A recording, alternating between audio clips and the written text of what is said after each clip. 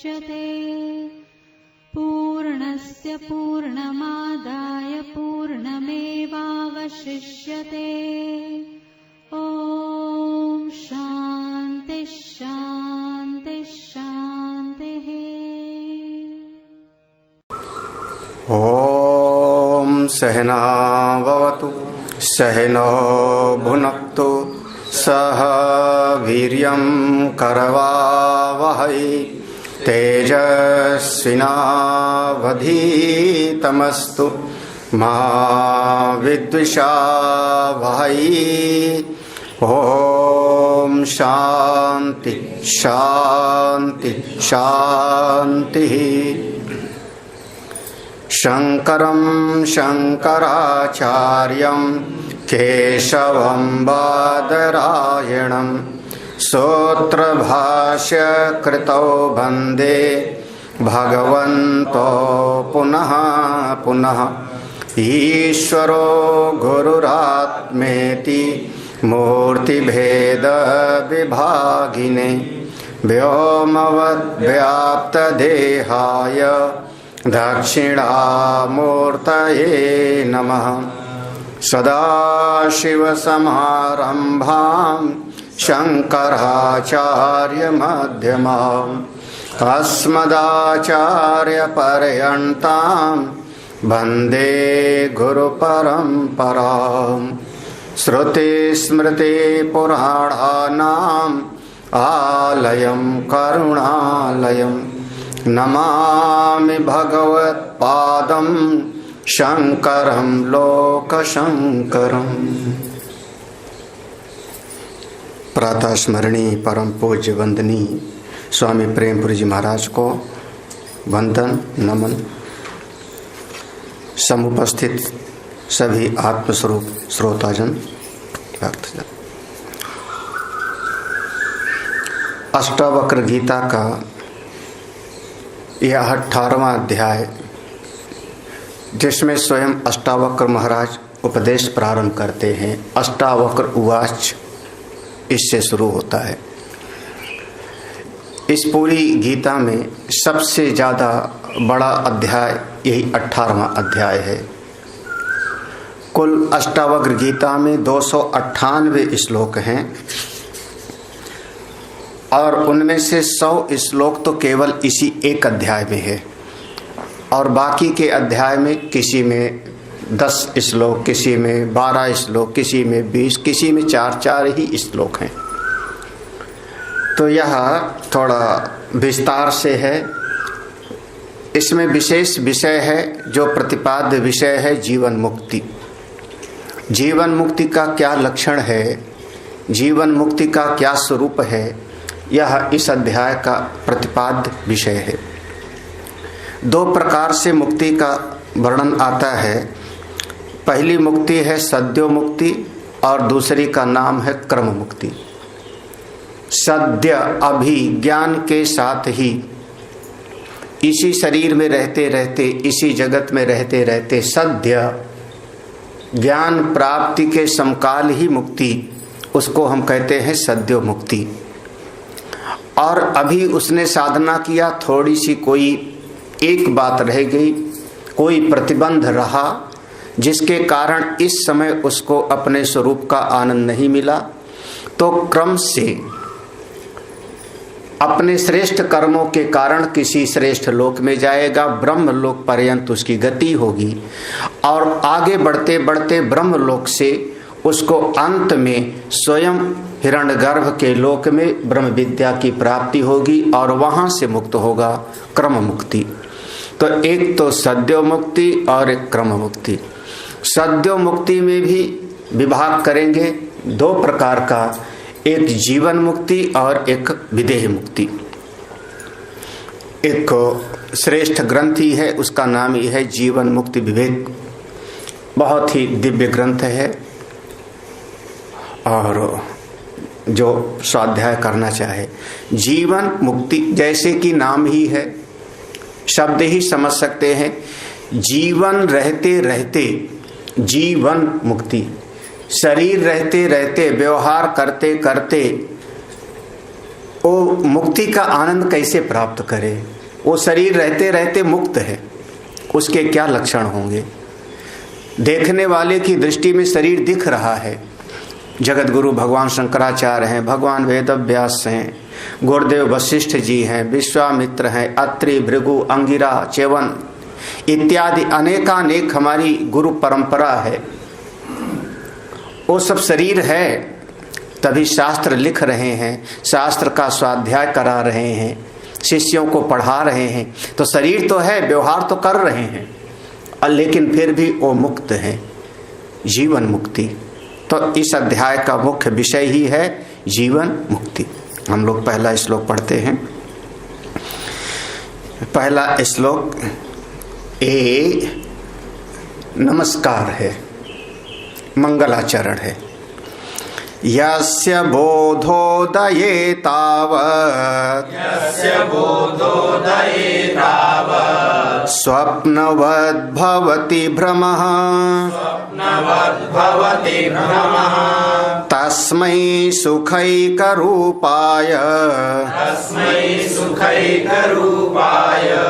नमः शान्ताय तेजसे। यह मंगलाचरण हो गया। इस अध्याय की एक विशेषता हो गई, इसलिए कहा नमः शांताय तेज। मंगलाचरण जब कभी किया जाता है तो नमस्कार करके होता है, स्तुति करके होता है, और कभी कभी जो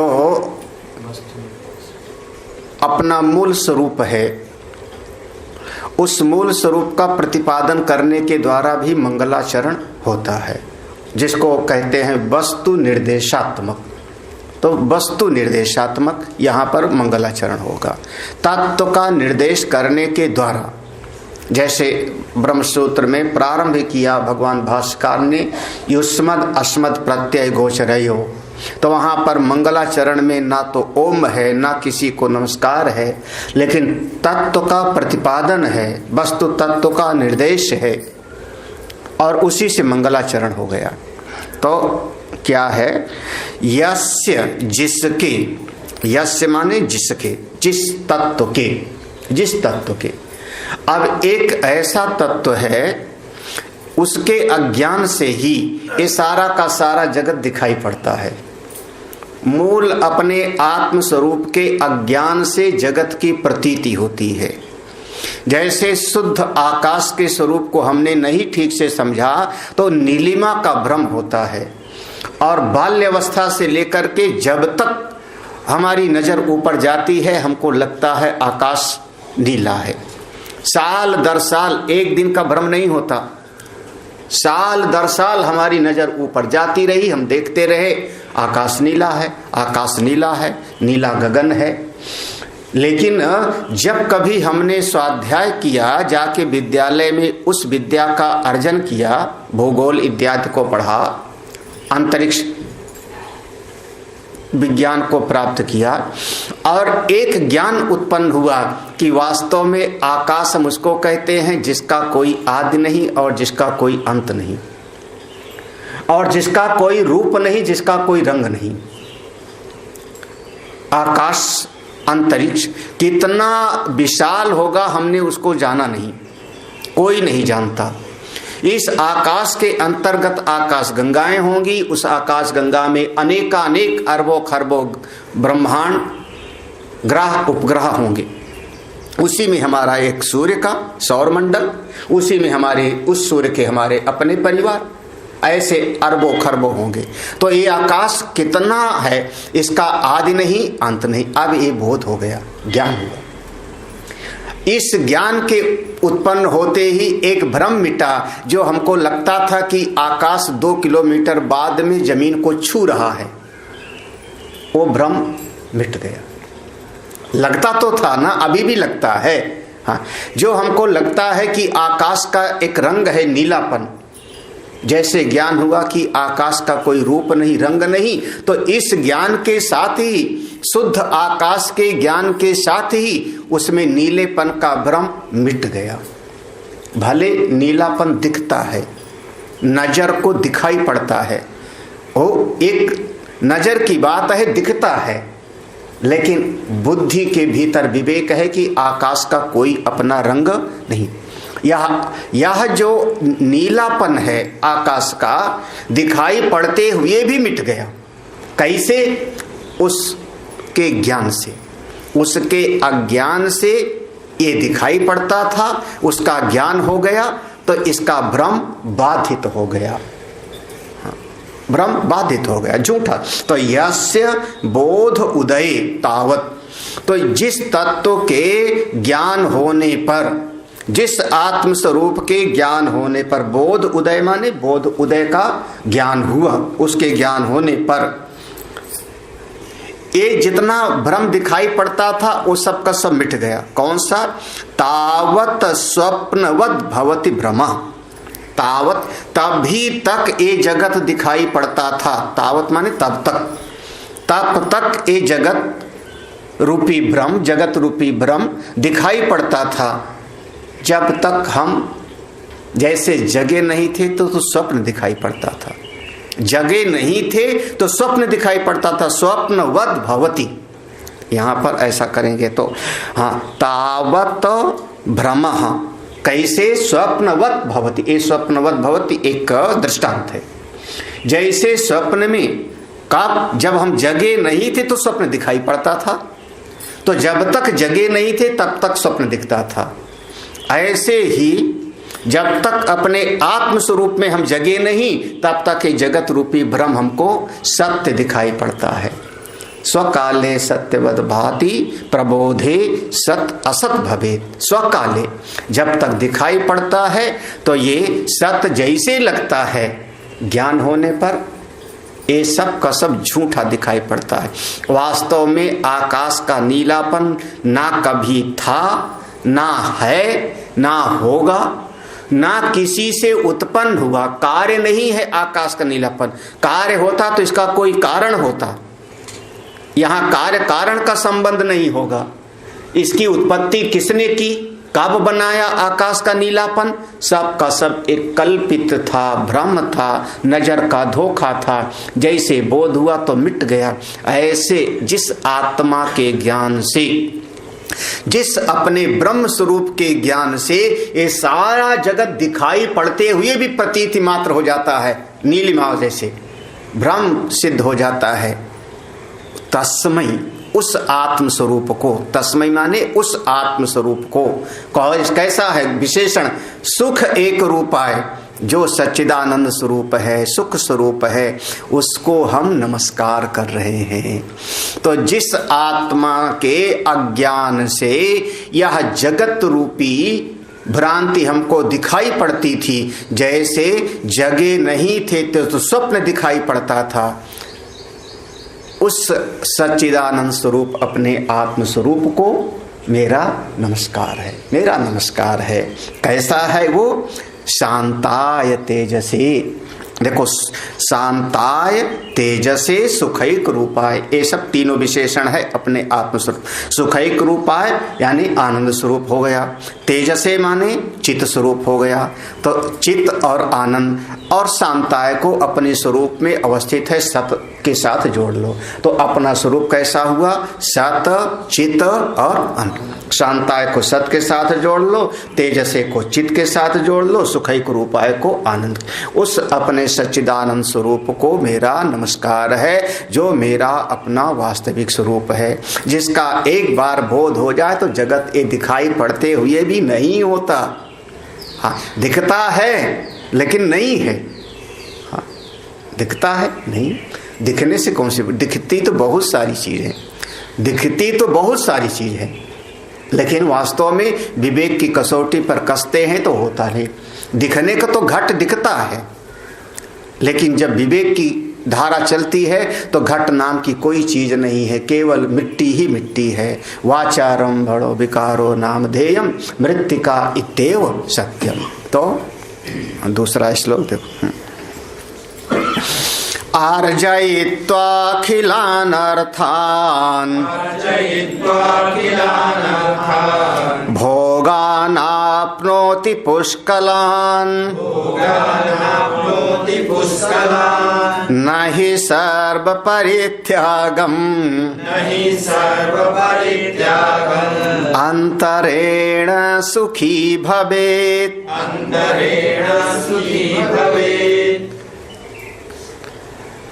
अर्जयित्वा अखिलान अर्थान अर्जयित्वा, किसी आदमी को कितना धन मिल जाए तो सुखी हो जाएगा?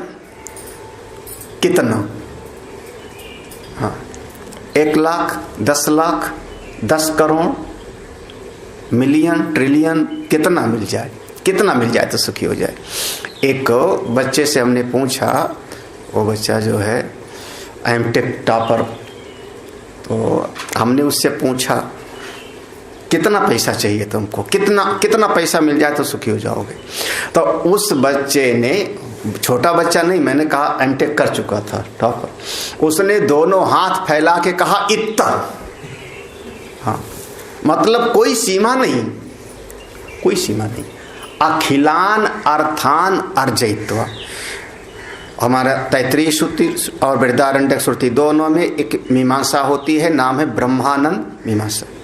ब्रह्मानंद मीमांसा, अगर ये सारी पृथ्वी का राज्य किसी को दे दिया जाए, जल्दी संभव नहीं है, एक छत्र राज्य सारी पृथ्वी, और सारी पृथ्वी को धन से परिपूर्ण कर दिया जाए, वित्तम पूर्ण, पूरा धन से परिपूर्ण, धन धान्य से पूर्ण एक आदमी को दे दिया जाए, एक आना सुख, 1 यूनिट। लेकिन एक आदमी को सारी पृथ्वी मिल भी गई, धन धान्य से पूर्ण भी मिल गई, और उसका शरीर ही ठीक ना होवे तो, शरीर ठीक होवे न तो कहा जुआ स्यात् जुआध्यायकः आशिष्ठो दृढ़निष्ठो बलिष्ठः। जुआ है, वृद्ध नहीं है, अब कैसा है? जुआ स्यात्।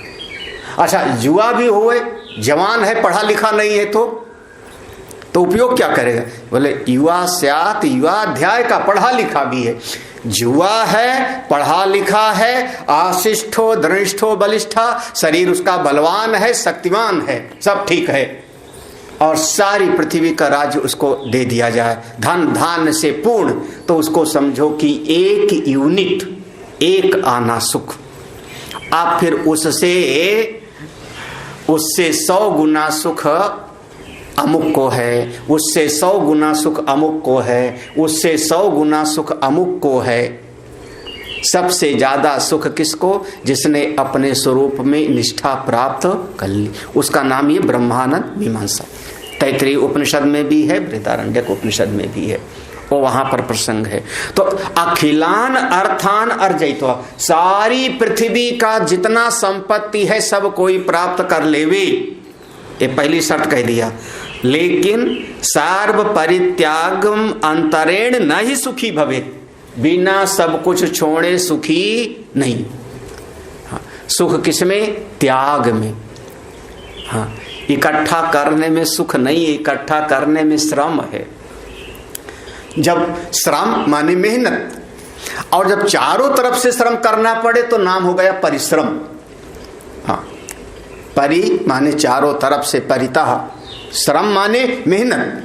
अब आंख भी देखती है, कान भी सुनता है, हाथ भी काम करता है, पांव भी चलता है, पूरा शरीर आपने लगा दिया, तो हमने कहा बड़ा परिश्रमी है, बड़ा परिश्रमी है। हाँ, आप परिश्रम करो, पहले तो आपको थोड़ा थोड़ा मिलता है, ये जगत का स्वरूप है, जो जब मिलेगा थोड़ा सा मिलता है, अपूर्ण ही मिलता है। धन मिलेगा थोड़ा, सम्मान मिलेगा थोड़ा, पद प्रतिष्ठा मिलेगी थोड़ा, प्यार मिलेगा थोड़ा, इस जगत में जो मिलेगा वो थोड़ा। बड़ा विचित्र है।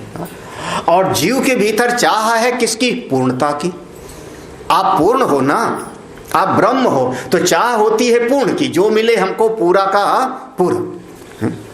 एक मिठाई का डब्बा भी बच्चे के सामने लेके आओ, हम लोग को बचपन में अगर कोई लेके आता था, पिताजी वगैरह कोई रिश्तेदार आए, मिठाई का डब्बा, तो दिल करता था पूरा डब्बा मिल जाए खाने को। लेकिन जब मिलता था तो उसमें से एक लड्डू उठा करके दिया, एक मिठाई दिया, और उसमें फिर एक मिठाई में तृप्ति, तो मन तो यही करता था मिले तो पूरा का पूरा। जीवन में चाह है कि पूरा का पूरा मिले, और संसार में जब मिलता है तो थोड़ा का थोड़ा। ये बड़ी भारी विडंबना है।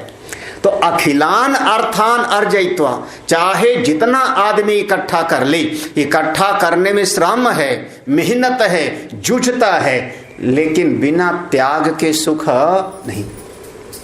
गीता जी में 12वें अध्याय का 12वां श्लोक, त्यागात शांति अनंतरम, त्यागात शांति। बिना त्याग के शांति नहीं। देखो बस त्याग के साथ में देखो उपसर्ग लगाया, परित्यागम अंतरेण, अच्छी प्रकार से त्यागे, विधिवत। विधिवत समझे ना? नहीं समझे विधिवत? विधिवत का अर्थ होता है परित्याग, माने विधिवत। हम ऐसा समझ लो कि इसको महाराज श्री कहते थे, भाई जैसे बंधन होता है वैसे मुक्ति का उपाय भी करना पड़ता है। वकील साहब बैठे हुए हैं अब वकील साहब ने एक लड़का लड़की को रजिस्ट्रार के यहाँ जाके शादी करवा दिया। तो शादी हुई उसकी कैसे? कानूनी। वहाँ जाके रजिस्टर पे दस्तखत किए और जो है दोनों को सब रजिस्ट्रार के सामने, और उसने कहा तुम दोनों अब शादीशुदा हो गए। तो शादी हुई। अब हो सकता है परिवार वालों ने विरोध किया, लेकिन हुई शादी अब कानूनी। जब कानूनी शादी हुई तो उसका संबंध अगर कभी विच्छेद करना हो तो कैसे होगा? उसको कानून के थ्रू ही जाना पड़ेगा, फिर उसको मुकदमा करना पड़ेगा तलाक का ना। तो यथा निग्रह तथा अनुग्रह, जैसे बंधन होगा उसी हिसाब से उसका उपाय भी करना पड़ेगा ना, उसी प्रकार से। तो जैसे आपने जिस तरीके से संग्रह किया है, जिस तरीके से इकट्ठा किया है, बंधन को इकट्ठा किया है, तो उसको उसी विधि पूर्वक संन्यास लेना होगा। त्याग का भी एक नियम है, इसलिए कहा परित्याग। परित्याग माने ऐसे घर छोड़ करके चला गया, कोई गंगा जी के किनारे बैठ गया, वृंदावन में बैठ गया, बोले छोड़ तो दिया होगा लेकिन अभी विधि पूर्वक उसने नहीं किया। विधि माने आपको बचपन से माता पिता ने आपका संस्कार कराया, नाम रखा, मुंडन संस्कार हुआ, नामकरण संस्कार हुआ, विधि है ना। अन्नप्राशन संस्कार हुआ, फिर विद्यालय में भर्ती हो गए तो विद्यालय का जो है विद्या आरंभ मुहूर्त हो गया आपका। उसके बाद में विवाह का संस्कार हुआ। तो जब सारा संस्कार नियम पूर्वक होता है, शास्त्र के नियम से, जैसे हमने कहा कानून के अनुसार, तो शास्त्र के अनुसार हुआ, तो शास्त्र के अनुसार ही त्याग भी करना पड़ता है। उसको हम कहेंगे परित्याग। परित्याग विधिवत। कितनी चीज का त्याग है? विधि पूर्वक त्याग। हमने संकल्प पढ़ के दिया, बिल्कुल पंडित जी ने से कहा संकल्प पढ़ो, लेकिन कितना? जेब में था 25,000 और हमने 50 रुपया निकाल के रखा, महाराज अब ये दान कर रहे हैं, बड़ा सुख मिलेगा ना, इसमें बड़ा सुख मिलेगा ना। 25,000 जेब में है, हाँ अपनी कमाई है, दान कितना कर रहे हैं? 50 रुपया, बोले बड़ा सुख मिलेगा ना। अष्टावक्र महाराज कहते हैं सर्व परित्यागम अंतरेण। देखो विशेषण क्या लगाया आप? सर्व। सर्व और परि, ये दो जो है आ रहा है। पूरा का पूरा त्यागो महाराज। अब थोड़ा कठिन है ये, गृहस्थी आदमी को तनख्वाह मिली 25,000 और पूजे पूरा चढ़ा दे हुए मंदिर में तब तो सर्व परित्यागम अंतरेण, बिना सब छोड़े आप ना सुखी भवेत, सुखी नहीं होगे। चाहे जितना आप इकट्ठा कर लो, बिना संन्यासे सर्वथा सुखम। रे रे मुंच्याद कुटुंबासा संन्यासे सर्वथा सुखम। कहा? भागवत जी में आत्मदेव को ऐसे बताया। तो बस सर्व, हाँ, तो चाहे जितना आप कमा के इकट्ठा कर लो, बिना त्याग के शांति नहीं। देखो एक पहला सूत्र हो गया। दूसरा हो गया भोगान आपनोति पुष्कलान। पहला था अखिलान अर्थान अर्जयित्वा, सारा धन संपत्ति अर्जन करके भी आपको शांति तब मिलेगी जब सब त्यागो। दूसरा है भोगान आपनोति पुष्कुलान। अरे महाराज, आपके चित्त में तो ऐसा था कि धन संपत्ति होगी तो तमाम सुख की सामग्री इकट्ठा कर लेंगे, भोग की सामग्री इकट्ठा कर लेंगे। वे हाँ, भोग की सामग्री आप इकट्ठा कर सकते हो, बिल्कुल कर सकते हो, लेकिन उसमें आपको सुविधा मिलेगी। भोग की सामग्री में सुविधा मिलेगी। सुख तो मिलेगा कब? जब सब छोड़ करके अपने स्वरूप में बैठोगे। हाँ, वैसे जीवन का ये सूत्र है कि हम सुखी तब होते हैं जब सब भूल जाता है। घर भी, परिवार के लोग भी, अपनी ये देह भी, मन की वृत्ति भी सब भूल जाती है, आप तभी सुखी होते हो। ये बिल्कुल पहले एक अध्याय में आया था, सर्व विस्मरणात् ऋते, बिना सब कुछ भूल ले। आप भोजन कर रहे हो, सब भूल गए, बड़े सुखी। भोजन करते समय कोई याद आने लगे, अब आपको भोजन में भी उतना सुख स्वाद नहीं आवेगा। आप एक मूवी देखने लगो, पिक्चर देखने लगो, देखने में इतने तल्लीन हो गए, सब भूल गए। आपने कहा बहुत अच्छी मूवी थी, और अगर 2-4 चीजें याद आती रहें तो समझना कि आपको उतना सुख नहीं। ना ही सर्व परित्यागम अंतरेण, बिना सब छोड़े अपने आत्म स्वरूप का सुख नहीं मिलता। इसलिए एक समय पर तो छोड़ना पड़ता ही है। अब कब छोड़ेगा जीव, ये उसके समय की बात है, कब उसके चित्त में आएगा। लेकिन बिना सब छोड़े ये आत्मज्ञान की प्राप्ति, परम सुख की प्राप्ति नहीं होती। चाहे जितना भोगों को इकट्ठा, भोगान आपनोति पुष्कलान, पुष्कलान माने पूरा का पूरा, सारा का सारा भोग इकट्ठा कर ले, फिर भी भोग की सामग्री से सुविधाएं मिलेगी। महल मिल जाएगा, बढ़िया पलंग मिल जाएगा, दास दासियां मिल जाएंगी, आने जाने के दिव्य रथ मिल जाएंगे, विमान मिल जाएगा। वो तो रावण के पास भी था। जितना बढ़िया साम्राज्य उसके पास था, उतना शायद ही किसी के पास हो। उसका नगर ही सोने की थी, हाँ, सोने की लंका। लेकिन बिना, इंद्र है, देवराज है, सब तो है, फिर भी भयभीत रहता है हमेशा। जब तक बिना त्याग के शांति नहीं, तो ना ही सर्व परित्यागम। और कितना, क्योंकि आत्मा स्वरूप आपका पूर्ण है, पूर्ण की प्राप्ति के लिए पूर्ण का त्याग होता है। पूरा त्यागो पूरा पाओ, थोड़ा त्यागोगे थोड़ा पाओगे। 10-15 रुपया छोड़ा तो 50 ग्राम मूंगफली मिलेगी, और पूरा ठेला चाहिए तो पूरी जेब आपको खाली करनी पड़ेगी। हाँ, थोड़े से थोड़ा मिलेगा, पूरे से पूरा मिलेगा। ये परमात्मा का स्वरूप तो पूरा का, जब वो परमात्मा स्वरूप दर्शन देता है, भगवत प्राप्ति होती है, पूरा का पूरा, वहाँ अधूरापन नहीं है। तो कहते हैं कि पूरा का पूरा छोड़ो, पूरा का पूरा पाओ, अपने आत्मा में रमण करो। अगला होता नहीं, सब कैसे छोड़ दें महाराज? अहो में पितरो वृद्धो, भार्या बाला, आत्मज आत्मजा। भागवत जी के 11वें स्कंध में ऐसे है, अहो में पितरो वृद्धो। आप कह रहे हो सब छोड़ो, कैसे छोड़ दें? मेरे माता और पिता 2 हैं, वृद्ध है ना, जिम्मेदारी नहीं है हमारी क्या?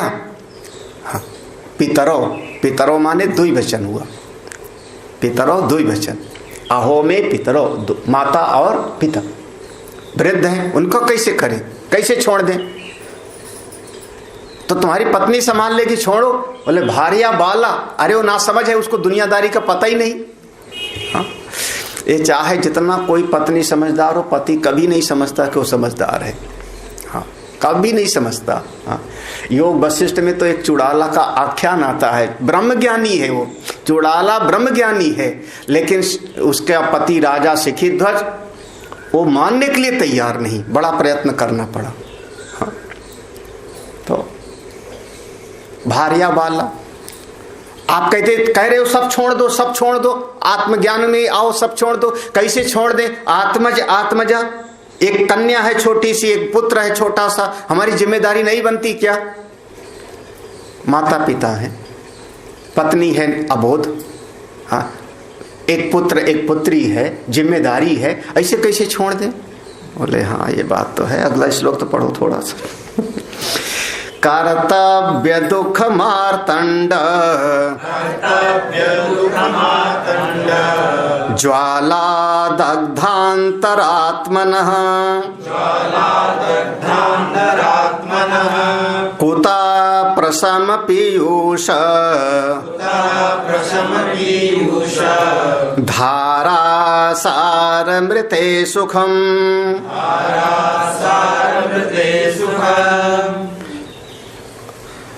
यस्य अंतरात्मनः, ये ऊपर की पंक्ति में आखिर में है अंतरात्मनः। यस्य, जिस किसी व्यक्ति का अंतर आत्मना, यहाँ पर अंतःकरण को ले आओ, यहाँ पर अंतःकरण, यहाँ शब्द है आत्मना, तो आत्मना का अर्थ यहाँ पर शुद्ध आत्मा नहीं, निर्विशेष आत्मा नहीं, अपितु होगा अंतःकरण। तो यस्य अंतरात्मना, जिसका अंतःकरण कर्तव्य दुख मार्तंड ज्वाला दग्ध, कर्तव्य रूपी दुख के पहाड़ से, मार्तंड माने बहुत बड़ा, कर्तव्य रूपी दुखों के पहाड़ से जिसका अंतःकरण प्रतिक्षण जल रहा है। कर्तव्य रूपी दुखों के पहाड़ से, कर्तव्य माने ये कर्तव्य, ये जो मनुष्य का चित्त है ना, इसका भी कर्तव्य पूरा हो नहीं पाता।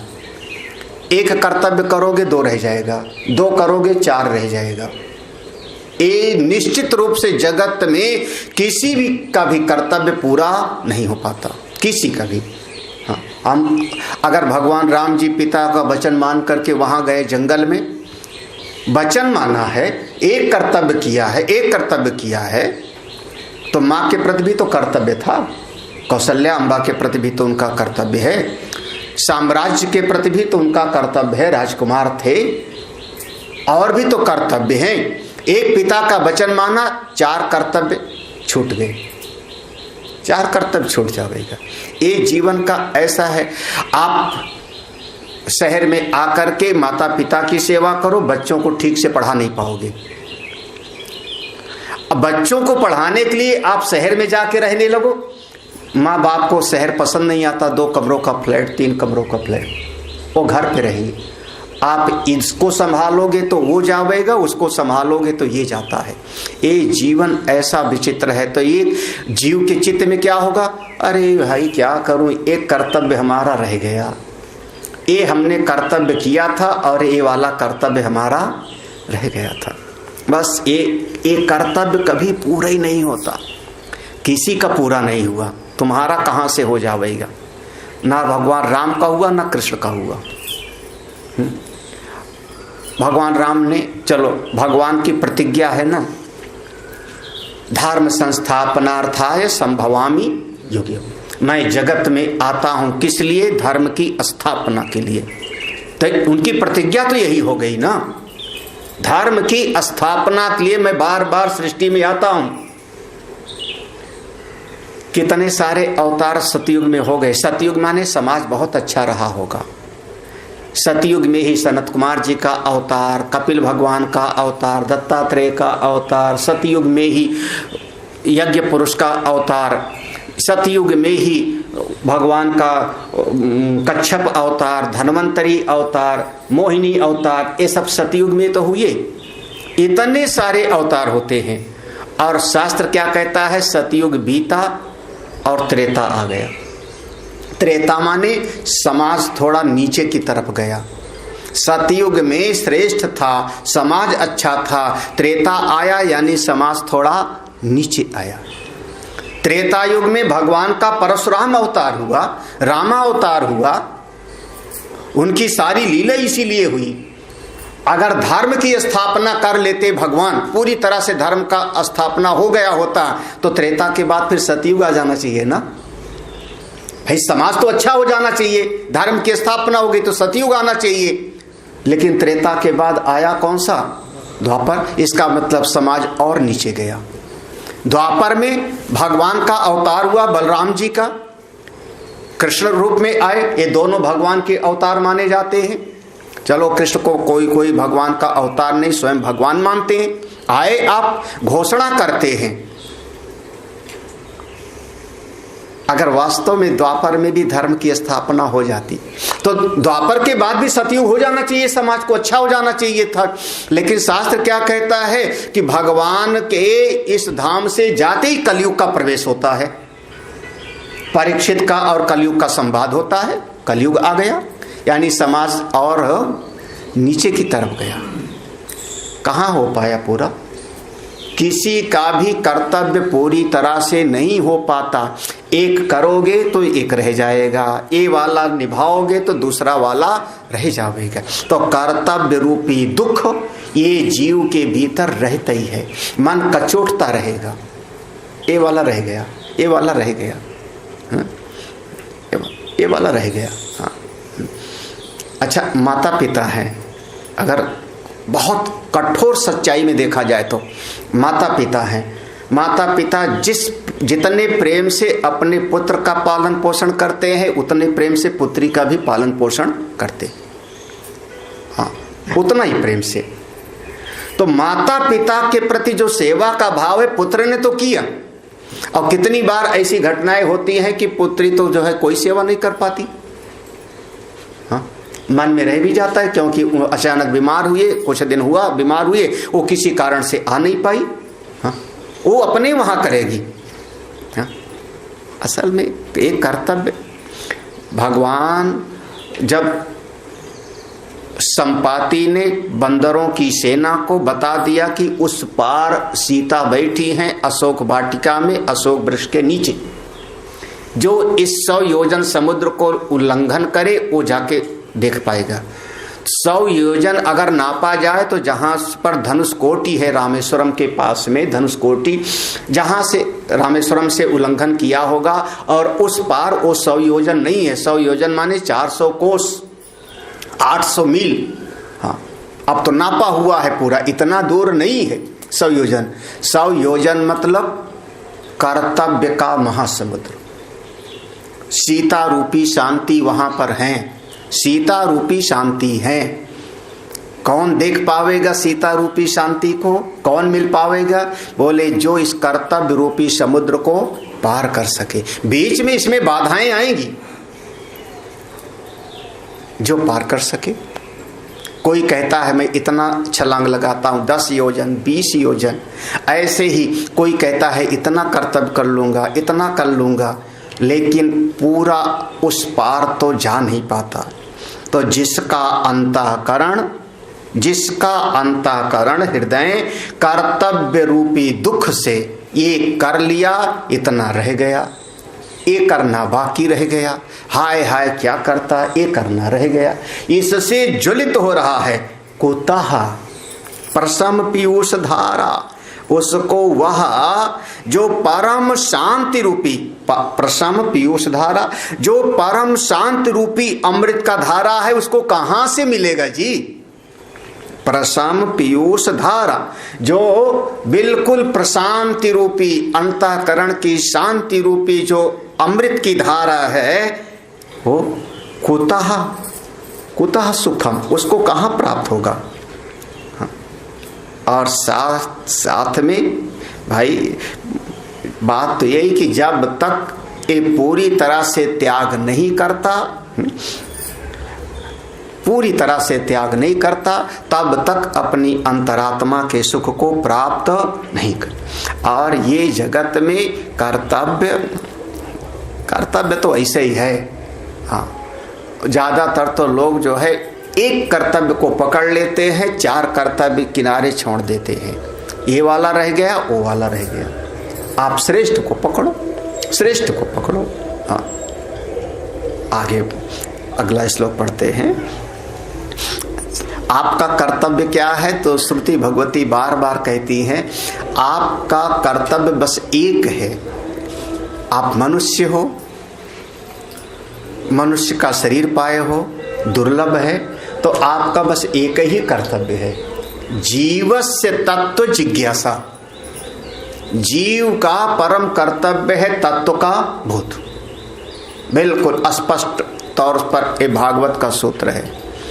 और श्रुति भगवती ने एक बार नहीं अनेक बार कहा कि इस शरीर को पाया और बिना आत्मा को जाने चले गए तो ऐसा व्यक्ति तो कृपण है, ऐसा व्यक्ति बार बार जन्मेगा और मरे।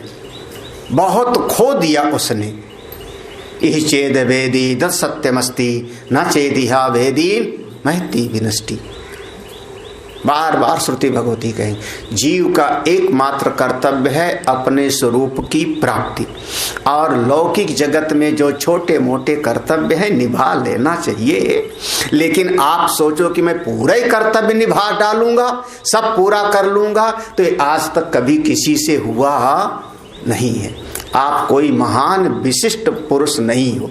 जब किसी से नहीं हुआ तो आपसे कैसे होगा? आपसे कैसे होगा? हमारे हनुमान जी का कर्तव्य नहीं था क्या? माता पिता की सेवा करते। माता पिता कौर केसरी और अंजना माँ, उनकी सेवा का दायित्व था कि नहीं? लेकिन अब वो तो गुरु जी की दक्षिणा है। सूर्य भगवान से ज्ञान प्राप्त किया, गुरु दक्षिणा में उन्होंने कहा कि सुग्रीव की सेवा करना। अब गुरु दक्षिणा के रूप में चले गए कहाँ पर? सुग्रीव की सेवा में। अब एक गुरु के प्रति जो है उनका था कर्तव्य, वो किया तो माता पिता छूट गए। सुग्रीव से फिर आज्ञा लेकर के भगवान के पास बैठ गए तो भगवान के पास गए बैठ गए, तब भी तो केसरी और अंजना से दूर हैं। ये संसार में कभी भी किसी का कोई कर्तव्य पूरा नहीं होता, इसलिए इससे अपने मन को किनारे करो, नहीं तो ये संसार में फंसे रहोगे। कोई कर्तव्य नहीं। एक क्षण में मन में सोचो कोई कर्तव्य नहीं, फिर आत्मा को जानो, स्वरूप को जानो, मुक्त हो जाओ, मुक्त हो जाओ। और अगर आत्मज्ञान की इच्छा नहीं है और कर्तव्य संसार के कर्तव्य से निकल गए, आत्मज्ञान को नहीं जानना चाहते, तो पलायनवादी है। श्रेष्ठ के लिए निकृष्ट का त्याग तो किया जाता है, श्रेष्ठ के लिए छोटी चीज का बलिदान दिया जाता है, लेकिन श्रेष्ठ की इच्छा ना होवे और छोड़ के निकल जावे तो फिर वो पलायनवाद होगा।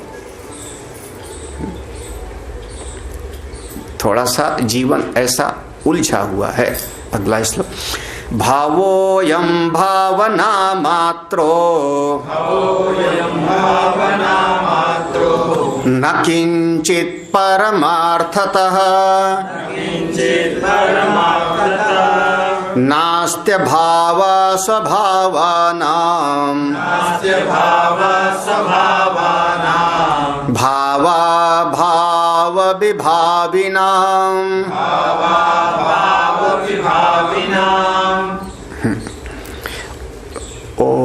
श्रीमद् भगवद गीता का एक श्लोक है, दूसरे अध्याय का 16वां श्लोक, ना सतो विद्यते भाव ना भावो विद्यते सता। यही तत्व ज्ञानियों के द्वारा देखा गया है। उभयोरपि दृष्टवंता त्वनयोस् तत्वदर्शी। तत्व ज्ञानी लोग इसी बात को कहते हैं कि जिसकी सत्ता है, जिसका भाव है, सत्ता है, उसका कभी अभाव नहीं, और जिसका अभाव है, जो असत है, उसका कहीं पर कोई भाव भी नहीं। कहीं पर कोई उस जैसे खरगोश की सींग, खरगोश की सींग कहीं पर नहीं है, किसी काल में नहीं है, किसी ने नहीं देखा है, किसी ने अनुभव नहीं किया है। हाँ, क्यों? क्योंकि खरगोश की सींग असत होती है, वह है ही नहीं। कौवे के दांत कभी नहीं है, किसी ने नहीं देखा, उसका कहीं पर भाव ही नहीं है। क्यों? क्योंकि वो असत है, कहीं पर नहीं है। और दूसरी तरफ हम कहेंगे थोड़ी देर के लिए मृत्तिका दृष्टांत के रूप में, मृत्तिका मिट्टी, मिट्टी क्या है तो भले 50 उसके रूप बदल जाएं, घड़ा बदल गया, कुल्हड़ बदल गया, तोड़ डाला आपने, तो मिट्टी तो ज्यों की त्यों है, उसका अभाव नहीं है। आपका घट टूट गया, कुल्हड़ टूट गया, सकोरा टूट गया, 50 उसके रूप बदल गए, लेकिन मिट्टी ज्यों की त्यों। दृष्टांत के रूप में थोड़ी, फिर उसको आगे बढ़ाओगे, मिट्टी से जल, जल का कारण होगा तेज। हाँ, जिसकी सत्ता है उसका कभी अभाव नहीं, और जिसकी सत्ता नहीं है उसका कभी भाव नहीं। हाँ, इसी बात को यहाँ पे कहा। देखो, भावो अयम भावना मात्रो, ये सारा का सारा जगत, भवसागर जिसको आप कह रहे हो जगत, ये सब का सब आपके मन की कल्पना मात्र है, भावना मात्र, ना किंचित परमार्थता। यहां परमार्थ सत्ता कुछ नहीं है। 3 प्रकार की सत्ता हम लोग मानते हैं, पारमार्थिक सत्ता, व्यवहारिक सत्ता और तीसरा प्रतिभाषिक सत्ता। और ये 3 विभाग करके समझाते हैं, खास करके 3 विभाग किया श्रीमद् रामानुजाचार्य जी ने। पारमार्थिक सत्ता मिट्टी, व्यवहारिक सत्ता घट, और प्रतिभाषिक सत्ता हमने उस घट को पर आरोपण किया, ये घट मेरा है, घट सुंदर है। ये सब का सब आपका काल्पनिक सत्ता है। लेकिन हमारे चिंतन में केवल 2 ही विभाग होगा, एक परमार्थ सत्ता और एक व्यवहार सत्ता। व्यवहार और प्रतिभाषिक सत्ता दोनों एक ही कोटि में आ जाता है। तो ये सारा का सारा जगत जितना दिखाई पड़ रहा है, इसमें 2 ही चीज है, एक अधिष्ठान और एक अध्यस्त। जो अध्यस्त है, कल्पित है, उसी में कुछ व्यवहारिक सत्ता हो गया, कुछ प्रतिभाषिक हो गया, आप भेद कर लो। जो अधिष्ठान सत्ता है वो ज्यों का त्यों है। तो 2 ही चीज हुआ। तो जो अधिष्ठान है उसका कभी अभाव नहीं है, और जो अध्यस्त है उसकी कहीं पर सत्ता नहीं। जैसे रस्सी पर सर्प, रस्सी पर सर्प दिखाई पड़ा तो सर्प किसी काल में नहीं है। जहां दिख रहा है सर्प पैदा नहीं हुआ है, ना पहले था, ना है, ना आगे होगा, केवल कल्पना मात्र है। और रस्सी ज्यों का त्यों पहले भी थी, अभी भी है और आगे भी रही। उसी प्रकार से सारा जगत है अध्यस्त। अध्यस्त इसलिए कहा भावो अयम भावना मात्र, ये सारा का सारा जगत भावना मात्र है, कल्पना मात्र है, इसकी परमार्थिक सत्ता नहीं। क्यों? वही श्लोक उसी का जो ना सतो विद्यते भाव, उसी को यहाँ कर, ना अस्ति अभावः स्वभावानां, स्वभावानां अभावः न अस्ति। जिसकी सत्ता है, जो सत्य है, उसका कभी अभाव नहीं। स्वभावानां अभावः न अस्ति। अब अन्वय कर लेना। हाँ, जिसकी सत्ता है स्वभावानां, उसका कभी अभाव नहीं है। फिर दूसरा कहते हैं भाव अभाव विभाविना, भाव अभाव विभाविना, और जो भाव अभाव विभाविनाम जो कल्पित है, भाव अभाव विभाविनाम, विभाविनाम माने जो कल्पित है, कल्पना मात्र है, उसका कहीं पर भी कोई भाव नहीं है। जिसका स्वभावानाम, जिसका भाव है, वो कभी अभाव में नहीं है, और जो कल्पित है उसका कहीं पर अस्तित्व भी नहीं। इस प्रकार से अगर आपकी दृष्टि है तो आपने ठीक समझा है, यही समझो। ऐसा समझ लो, सीधा सीधा कहें, आत्मा पहले भी थी है, अभी भी है, आगे भी रहेगा। आत्मा का कभी अभाव नहीं, अहम अस्मि, इसका कभी अभाव नहीं। और शरीर और जगत ये ना पहले था, ना अभी है, ना आगे रहेगा, केवल थोड़ी देर के लिए प्रतीति मात्र है, दिखाई पड़ता है। जैसे थोड़ी देर के लिए स्वप्न दिखाई पड़ता है, प्रतीति मात्र है, इसकी सत्ता असल में है नहीं, है नहीं। इस बात को जो समझ ले वही ज्ञानी है। तो फिर आत्मा कैसा? आत्मा कहाँ पर है? कहाँ आत्मा है? देखो, जो अधिष्ठान है कहाँ पर है? न दूरम न च संकोचात्, लब्धमेवात्मना पदम्, निर्विकल्पं निरायासम्, निर्विकारं निरञ्जनम्, व्यामोह मात्र विरतौ स्वरूपादान मात्रतः बीत शोका विराजन्ते निरावरण दृष्टयः। जो अपना आत्मा है वो अपना होना मैं, वो दूर है कि पास?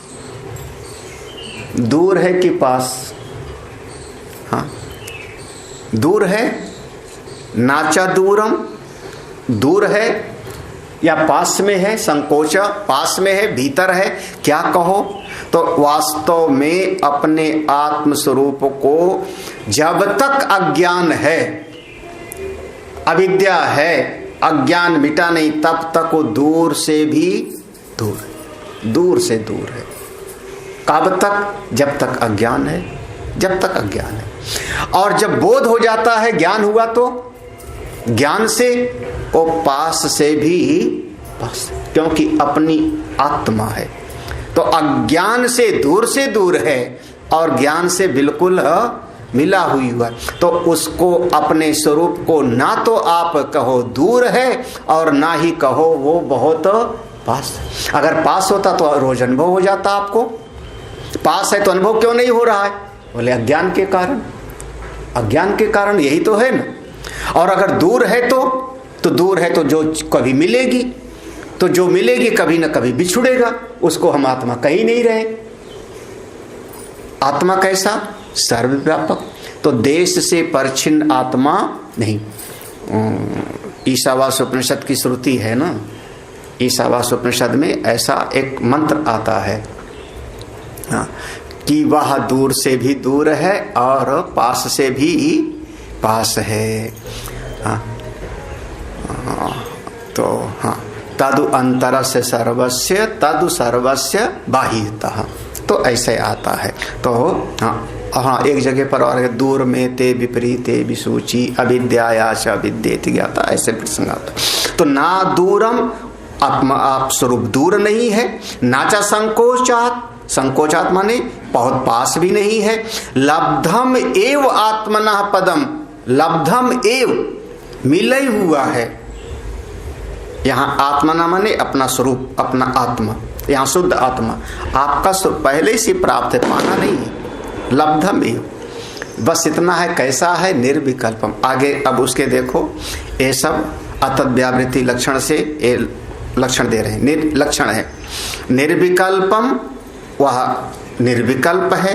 निरायासम, अपने आत्मस्वरूप को पाने के लिए कोई प्रयत्न नहीं करना, पहले से प्राप्त है, बस अविद्या मिटे हो गया। निर्विकारम, वो विकार रहित है। निरंजनम, उसमें किसी प्रकार का दोष नहीं होता। अंजन माने दोष, किसी चीज से मिलावट नहीं, क्योंकि उसके अलावा कोई दूसरी चीज है ही नहीं। कैसा है?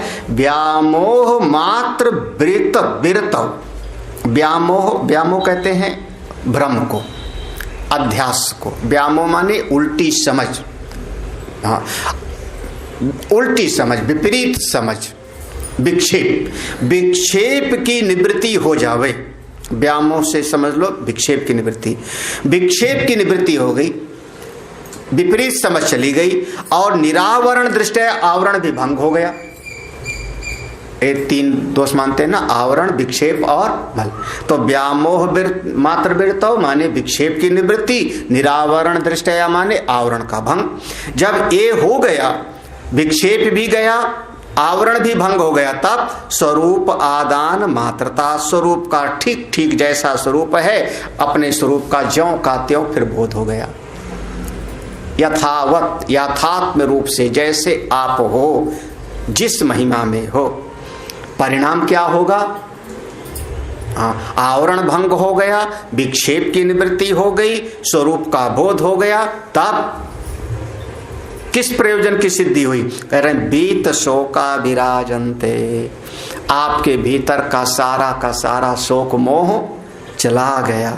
विराजन्ते, जब शोक चला गया तो आप अपनी महिमा में, आनंद में रह रहे हो, अपने परम सुख में रह रहे हो, फिर ना तो किसी प्रकार का दुख, ना ही किसी प्रकार की चिंता, विक्षेप में चली गया सबका। तो व्यामोह मात्र बिरतो, विक्षेप मात्र के भंग होते ही निरावरण दृष्टया, आवरण का भी भंग हो गया, आवरण भी चला गया। तो स्वरूप आदान मात्रता, स्वरूप का आदान हो गया, स्वरूप का अनुभव हो गया। परिणाम बीत शोका विराजन्ते, मन का सारा शोक गया, अपनी महिमा में आप विराजमान हो जाते हैं, अपने स्वरूप में बैठे और मुक्त हो गए। ऐसा आपका अपना आत्मा है। आत्मज्ञान से आपको परम शांति है, आत्मज्ञान से परम सुख है। आत्मा की उपलब्धि तभी हो सकती है जब संसार को आप मिथ्या समझो, संसार को झूठा समझो, इसमें बहुत ज़्यादा राग द्वेष मत बनाओ, बहुत ज़्यादा इसके प्रति आपका सत्यत्व बुद्धि ना होवे। यही सत्य है, अरे यही तो उस काम का है, सत्यत्व बुद्धि आपकी जगत में से मिटे। यह जगत जैसा दिख रहा है वैसा वास्तव में है नहीं, और जो है वो दिखाई भी नहीं पड़ रहा। उस चीज को समझो जो वास्तव में आप हो, आपकी सत्ता है, उसको जानो, मुक्त हो जाओ। ओम पूर्णमदः पूर्णमिदं पूर्णात् पूर्णमुदच्यते पूर्णस्य पूर्णमादाय पूर्णमेवावशिष्यते। ओम शांति शांति शांति। हरि ओम। श्री गुरुभ्यो नमः। हरि ओम।